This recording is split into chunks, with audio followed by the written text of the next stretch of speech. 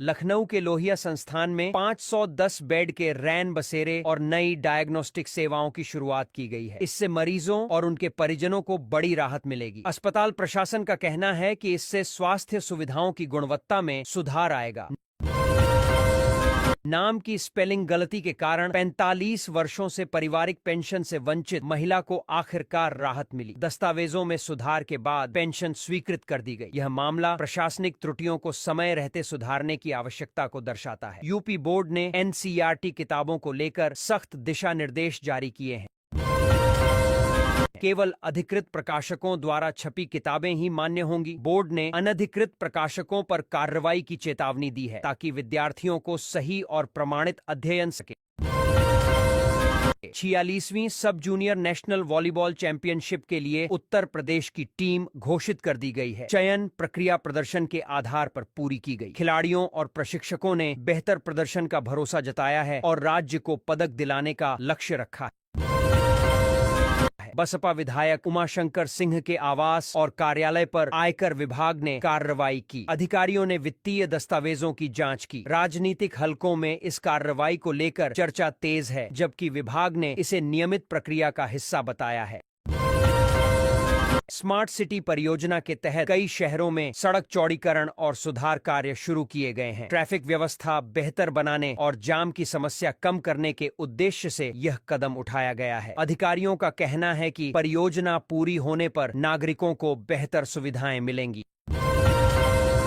अयोध्या में मंदिर क्षेत्र के आसपास सौंदर्यीकरण कार्य तेज कर दिया गया है। नई प्रकाश व्यवस्था, हरित पट्टी और सड़क सुधार पर काम चल रहा है। प्रशासन का कहना है कि इससे श्रद्धालुओं और पर्यटकों को बेहतर अनुभव मिलेगा और शहर की सुंदरता बढ़ेगी।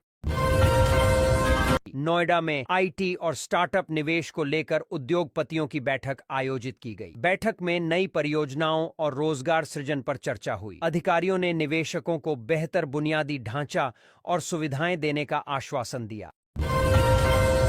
कृषि विभाग ने किसानों के लिए आधुनिक तकनीक प्रशिक्षण शिविर आयोजित किए। विशेषज्ञों ने उन्नत बीज, सिंचाई और फसल प्रबंधन की जानकारी दी। सरकार का उद्देश्य किसानों की आय बढ़ाना और उत्पादन क्षमता में सुधार लाना है। स्वास्थ्य विभाग द्वारा विशेष टीकाकरण अभियान चलाया गया। अभियान के तहत बच्चों और गर्भवती महिलाओं को आवश्यक टीके लगाए गए। अधिकारियों ने लोगों से जागरूकता बढ़ाने और समय पर टीकाकरण कराने की अपील की। रेलवे स्टेशनों के आधुनिकीकरण के लिए नई परियोजनाओं को मंजूरी दी गई है। प्लेटफॉर्म सुधार, डिजिटल सूचना बोर्ड और यात्री सुविधाओं को बेहतर बनाया जाएगा। इससे यात्रियों को अधिक सुरक्षित और सुविधाजनक वातावरण मिलेगा। प्रदेश में महिला स्वयं सहायता समूहों को वित्तीय सहायता योजना का विस्तार किया गया है। सरकार ने आर्न और प्रशिक्षण सुविधाएं बढ़ाने की घोषणा की है। इससे महिलाओं को आत्मनिर्भर बनने और छोटे व्यवसाय शुरू करने में मदद मिलेगी। शिक्षा विभाग ने सरकारी स्कूलों में डिजिटल कक्षाओं की संख्या बढ़ाने की घोषणा की है। नई स्मार्ट क्लास में प्रोजेक्टर, टैबलेट और ई कंटेंट की सुविधा उपलब्ध कराई जाएगी। अधिकारियों का कहना है कि इससे छात्रों की पढ़ाई अधिक रोचक और प्रभावी बनेगी। ग्रामीण क्षेत्रों के विद्यार्थियों को भी आधुनिक शिक्षा संसाधनों का लाभ मिलेगा। उत्तर प्रदेश में बिजली की मांग कम होने के कारण 22 उत्पादन इकाइयों को रोस्टर के अनुसार अस्थायी रूप से बंद किया गया है। ऊर्जा विभाग के अनुसार यह कदम संतुलन बनाए रखने और अनावश्यक उत्पादन लागत घटाने के लिए उठाया गया है। आवश्यकता बढ़ने पर इन इकाइयों को फिर से चालू किया जाएगा।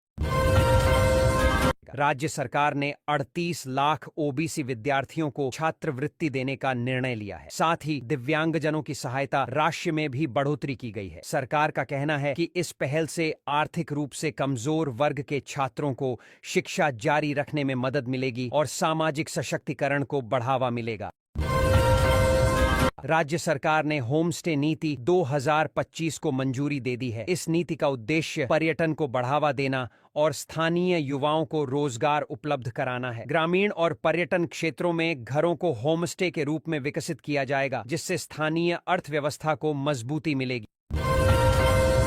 यूपी बोर्ड ने एनसीईआरटी पुस्तकों के लिए अधिकृत मुद्रकों की सूची जारी की है। अनधिकृत प्रकाशकों के खिलाफ सख्त कार्रवाई की चेतावनी दी गई है। बोर्ड का कहना है कि इससे छात्रों को सही और प्रमाणिक पाठ्य सामग्री मिलेगी तथा शिक्षा की गुणवत्ता में सुधार होगा।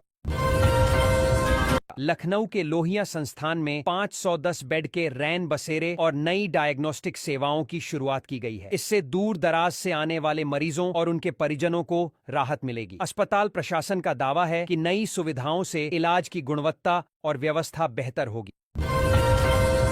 प्रदेश में डिजिटल जनगणना की तैयारियां तेज हो गई हैं। पहले चरण में नागरिकों से 33 सवाल पूछे जाएंगे। सरकार का कहना है कि डिजिटल प्रक्रिया से आंकड़ों का संग्रहण और विश्लेषण अधिक सटीक और पारदर्शी होगा, जिससे योजनाओं का लाभ सही पात्रों तक पहुंच सकेगा।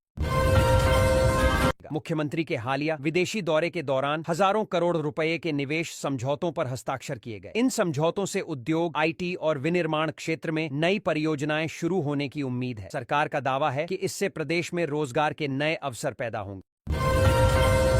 प्रदेश के विभिन्न शहरों में स्मार्ट सिटी परियोजनाओं के तहत सड़क चौड़ीकरण और सुंदरीकरण कार्य शुरू कर दिए गए हैं। आधुनिक लाइटिंग, हरित क्षेत्र और बेहतर यातायात प्रबंधन पर जोर दिया जा रहा है। अधिकारियों का कहना है कि इससे शहरी जीवन स्तर में सुधार होगा। नोएडा में आईटी और स्टार्टअप निवेश को लेकर उद्योगपतियों की महत्वपूर्ण बैठक आयोजित की गई। बैठक में नई टेक्नोलॉजी कंपनियों को आकर्षित करने और इंफ्रास्ट्रक्चर सुधार पर चर्चा हुई। सरकार ने निवेशकों को हर संभव सहयोग देने का आश्वासन दिया, जिससे क्षेत्र को आईटी हब के रूप में विकसित किया जा सके। महाशिवरात्रि और होली के मद्देनजर प्रशासन ने व्यापक सुरक्षा और साफ सफाई के इंतजाम किए हैं। प्रमुख मंदिरों और बाजार क्षेत्रों में अतिरिक्त पुलिस बल तैनात किया गया है। नगर निकायों को स्वच्छता बनाए रखने और पेयजल व्यवस्था सुनिश्चित करने के निर्देश दिए गए हैं। भीड़ प्रबंधन और यातायात नियंत्रण के लिए विशेष योजना लागू की गई है। रेलवे स्टेशनों के आधुनिकीकरण की नई परियोजनाओं को मंजूरी मिल गई है। इसके तहत प्लेटफॉर्म विस्तार, एस्केलेटर, लिफ्ट और डिजिटल सूचना प्रणाली स्थापित की जाएगी। यात्रियों की सुविधा बढ़ाने के लिए प्रतीक्षालयों का नवीनीकरण और स्वच्छता व्यवस्था सुदृढ़ की जाएगी। अधिकारियों का कहना है कि इससे यात्रा अनुभव अधिक आरामदायक और सुरक्षित बनेगा।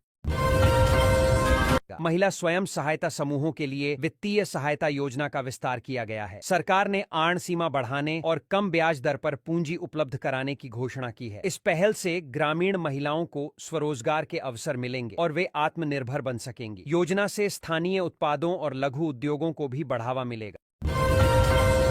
कृषि विभाग ने किसानों के लिए आधुनिक तकनीक पर आधारित प्रशिक्षण शिविर आयोजित किए हैं। इन शिविरों में उन्नत बीज, ड्रिप सिंचाई और जैविक खेती की जानकारी दी जा रही है। विशेषज्ञ किसानों को उत्पादन बढ़ाने और लागत कम करने के उपाय समझा रहे हैं। विभाग का दावा है कि इससे किसानों की आय में वृद्धि होगी।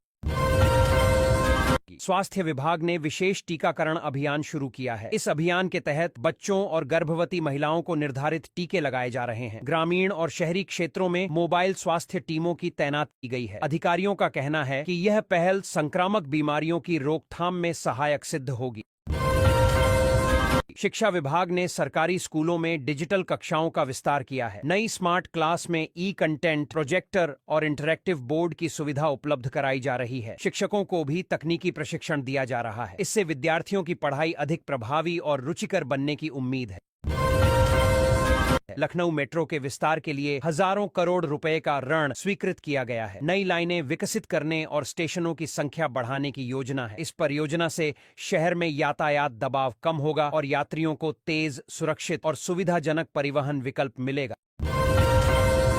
ग्रामीण क्षेत्रों में स्पोकन इंग्लिश सुधारने के लिए एक मोबाइल ऐप लॉन्च किया गया है। इस ऐप में ऑडियो वीडियो पाठ और अभ्यास सत्र शामिल हैं। छात्रों और युवाओं को निःशुल्क पंजीकरण की सुविधा दी गई है। सरकार का मानना है कि इससे रोजगार और प्रतिस्पर्धी परीक्षाओं में अवसर बढ़ेंगे।